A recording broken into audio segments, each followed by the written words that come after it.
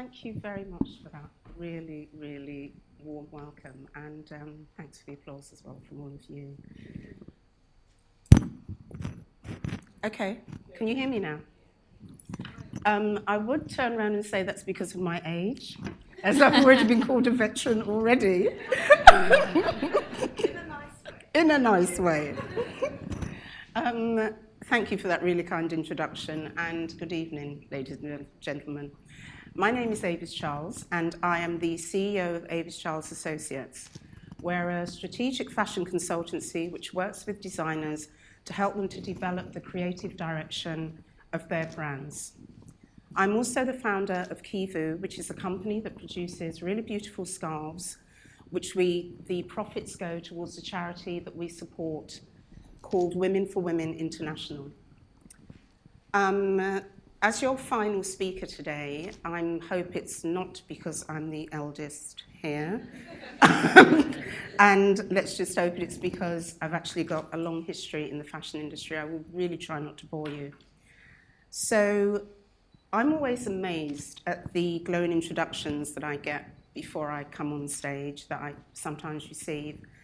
And yet in my heart, it sounds as if I've accomplished a lot, but to me, I don't kind of feel as if I have. I think it's because the fashion industry, there is always so much going on, and there's always so much to learn. And even at my young age, I still feel that I still have a lot to learn. And listening to the students and also listening to Ade as well, I really do applaud you for what you're doing, because I know how hard this industry, I seriously know how hard this industry is. However, there isn't anything else I would do in the world than be in this particular industry. The industry consists of so many pieces and layers that are meshed together that people create brands. And we have an emotive connection to the things that we buy. It seems so easy for us to go out and spend our money, without a second thought. And that's basically what branding and what Ade's been doing as well, and what you'll all be doing in regards to when you want people to come to you. So let me take a step back. And in fact, it was 46 years ago when I attended London College of Fashion. LCF was then, and it still is now, one of the best fashion universities in the world. I'm not biased, it's actually true. It's really assisted in laying the foundation for the career that I have today. However, before that, the scene was set by my mother and father, who came over from Jamaica in the 50s to build a new life in England.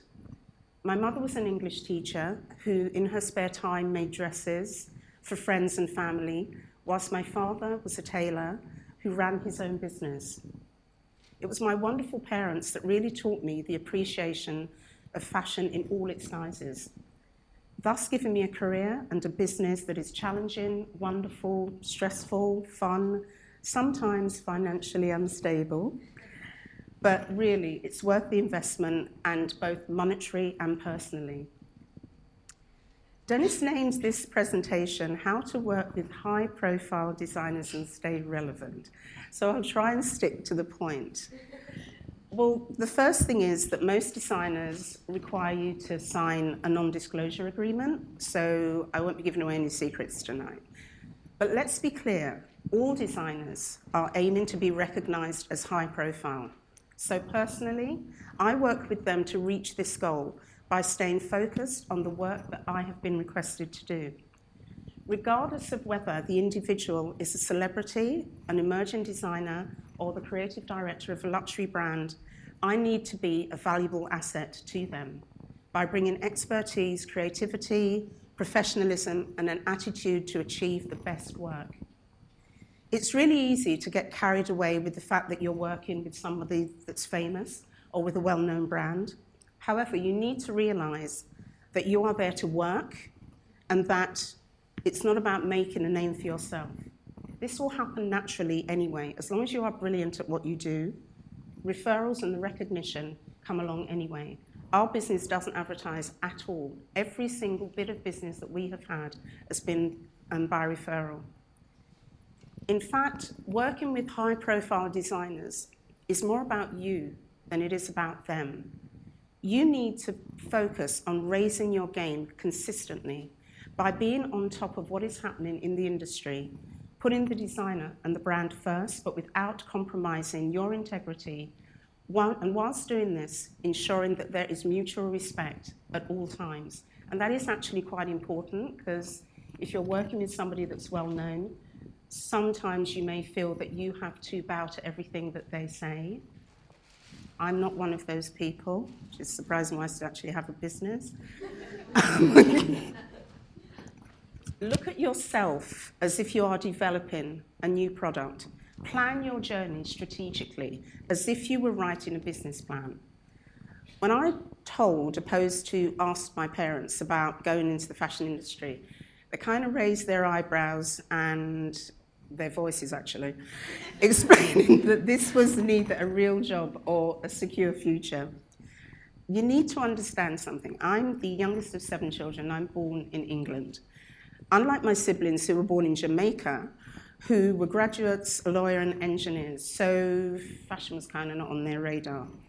My mother and father practically lost their mind, but anyway, here I am. I can still hear myself saying to my father, "But Dad, you're a tailor."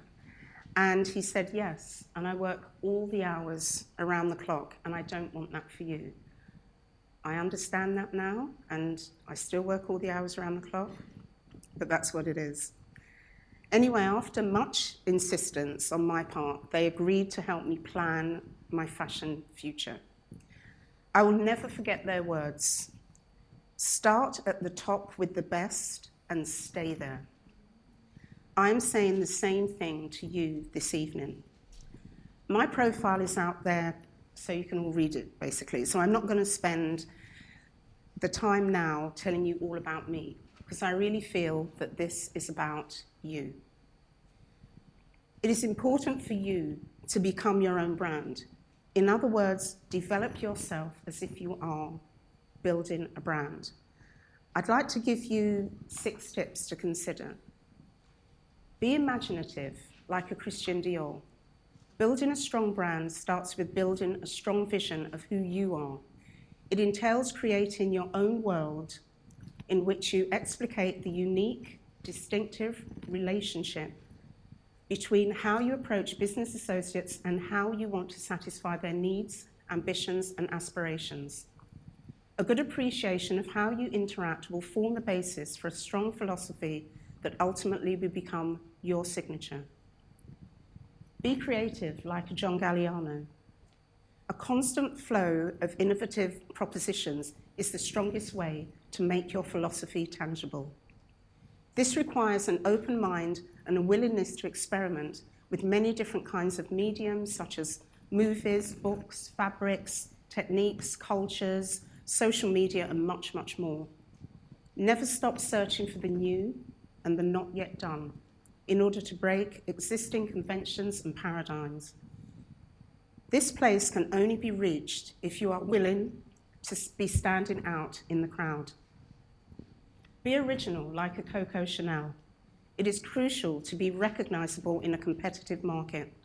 The only way to achieve this is to stay true to yourself, using your own philosophy as a starting point to innovate. You have to challenge yourself to keep your originality, as this is what provides you with the unique and distinctive market position. Be evolutionary, like an Alexander McQueen. Remaining inspired is a challenge that asks for continuous renewal of yourself.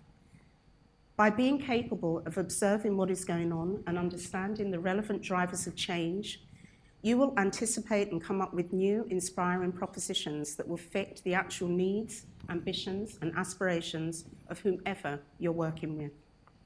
Be committed, like a Giorgio Armani. Building enduring business relationships is a valuable asset for you to have.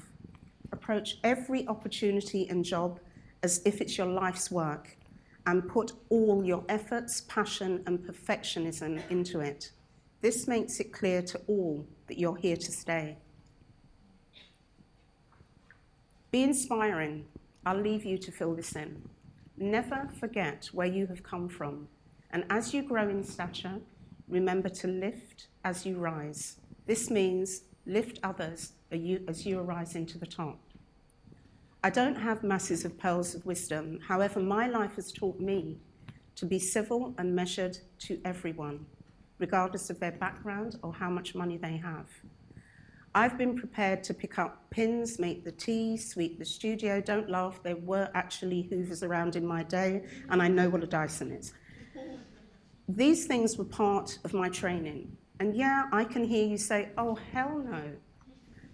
But you know what? I said exactly the same thing at first. Picking up pins without a magnet makes your fingers really agile. And it's a great asset when you're actually sewing really intricate details. And yes, it saves money in buying more pins. Making the tea, look, the fashion industry can become really, really thirsty work.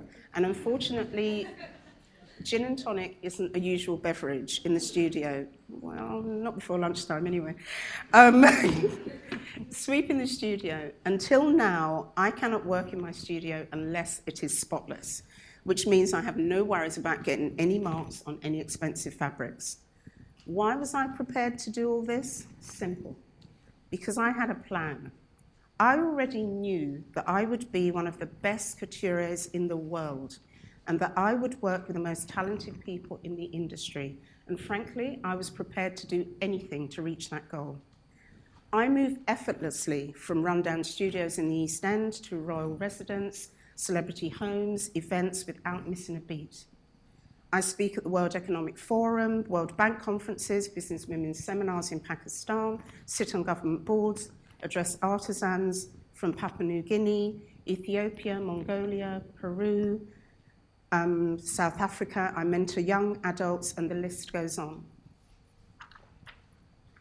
I can do all this because I have decided never to stop learning, contributing, or being relevant.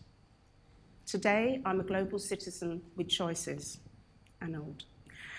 Regardless of how I am described and by whom, I am, and I will always be, Avis Charles, the daughter of amazing parents who believed in my dream and allowed me to pursue my vision. To my daughter, however, I'm just the old dressmaker that hasn't finished her alterations yet, but you know what? That's cool as well. Ladies and gentlemen, I leave you with the words of a humble man and great leader, Nelson Mandela. A winner is a dreamer who never gives up. I wish you all a great future and a wonderful evening. Thank you.